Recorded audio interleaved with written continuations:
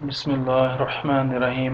السلام علیکم ناظرین، اس ویڈیو میں ہم تعزیرات پاکستان کی دفعہ 182 کے بارے میں جانیں گے، تو شروع کرتے ہیں۔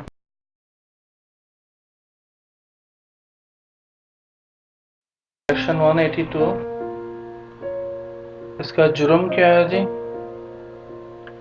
یہ سزا کیوں لگتی ہے؟ اس میں جرم جو آپ کرتے ہیں یعنی کہ جھوٹی رپورٹ بنانا، اس کی تشریح کر دیتے ہیں۔ جس نیت سے سرکاری ملازم کو جھوٹی اطلاع دینا کہ وہ اپنے جائز اختیارات کسی دیگر شخص کی نقصان رسانی کے لیے استعمال کرے تو یہ دفعہ لگتی ہے 182۔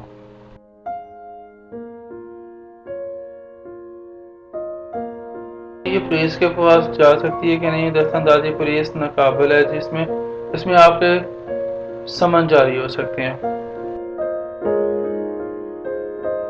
اچھا جی، یہ قابل ضمانت ہے یا ناقابل ضمانت ہے؟ یہ قابل ضمانت ہے، اس میں ضمانت ہو جاتی ہے۔ اس میں راضی نامہ بھی وہ جو ہے ناقابل ہے۔ اس کی سماعت کا اختیار کون سی عدالت کو ہے جی؟ یہ جو مجسٹریٹ درجہ اول یا دوم۔